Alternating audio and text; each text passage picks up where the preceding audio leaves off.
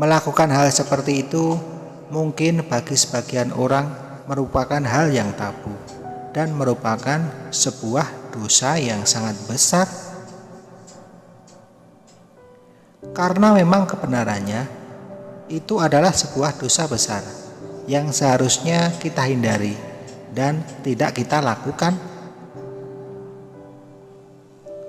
Namun nyatanya aku dulu malah pernah melakukannya dengan pacarku sewaktu masih SMA.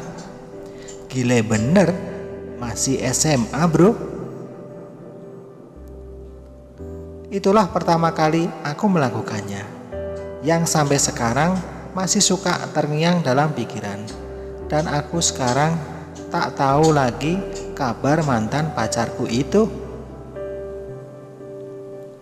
Perkenalkan, namaku Hanif. Sekarang umurku 25 tahun, belum menikah alias masih sendiri atau masih jomblo.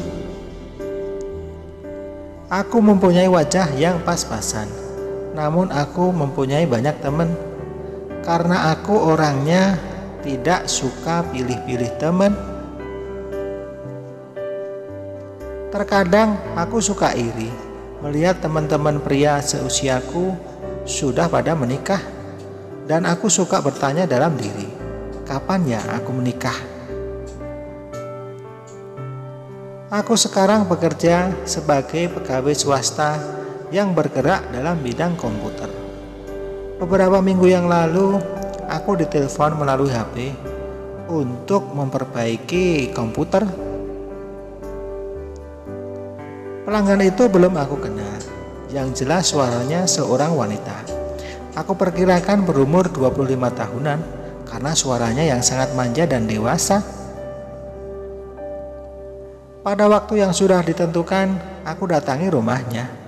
Rumahnya tak terlalu luas, tapi cukup apik penataan tamannya. Aku pencet bel rumahnya, dan yang keluar seorang wanita setengah tua dengan penampilan yang sangat mempesona. Dengan kulit putih bersih tanpa make up dan bibirnya yang tipis, hingga membuat buyar konsentrasiku. Setelah beberapa saat menunggu di ruang tamu, aku dipersilahkan masuk ke ruangan kerjanya, di mana komputer tersebut berada. Setelah beberapa waktu, pekerjaanku pun selesai. Sebelum pamit, aku menyuruh mencoba komputer tersebut. Apakah sudah baik atau masih ada masalah? Berawal dari coba-coba, akhirnya aku jadi akrab untuk berbincang-bincang dengan wanita setengah baya itu, yang mengaku bernama Dewi. Yang ternyata seorang istri yang selalu ditinggal suaminya yang gila kerja. Waktu suaminya selalu tersita oleh pekerjaannya. Memang kalau soal materi dia tidak kekurangan, selalu diberikan dengan sangat cukup. Tapi soal batin yang tak pernah terpikirkan oleh suaminya terhadap sang istri. Aku pikir hal itu persoalan klise belaka, tapi dampaknya sangat berarti bagi kehidupan berumah tangga. Tak terasa waktu terus berjalan, seiring dengan konsultasi Tante Dewi terhadapku tentang persoalan rumah tangganya.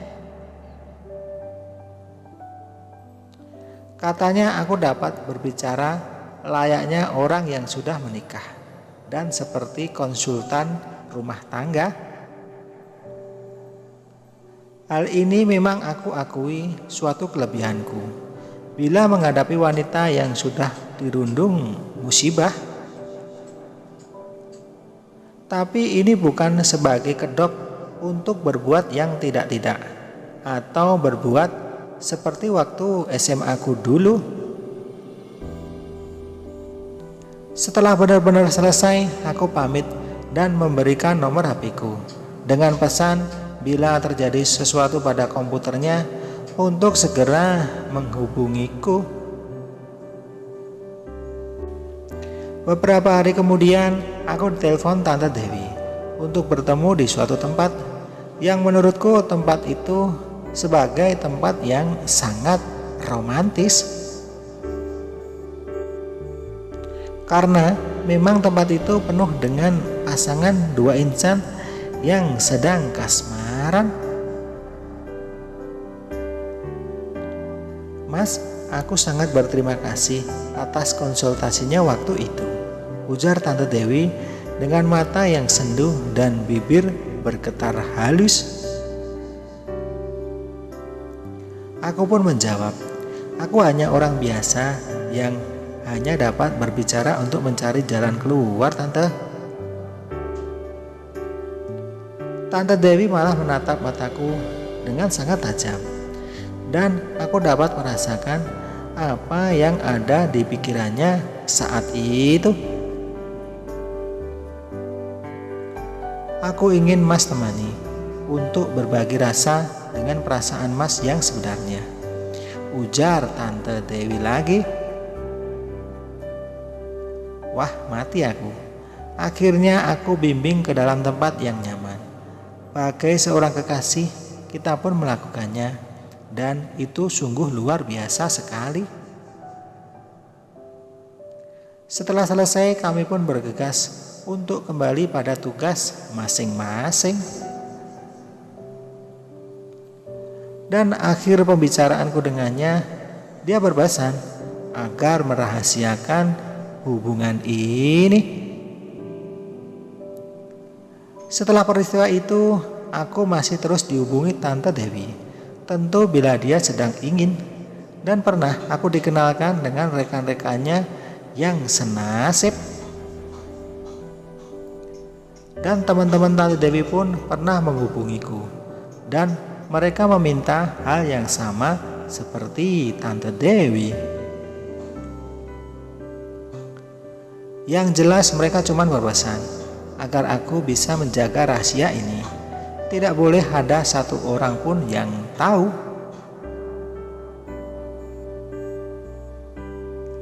Itulah kehidupan. Hal jelek yang dulu pernah kita lakukan kini terulang lagi, dan malah lebih segalanya dari yang dulu. Sebenarnya aku sudah berjanji dalam hati untuk tidak mengulangi perbuatan itu lagi. Namun apalah daya, kesempatan itu datang dengan sendirinya.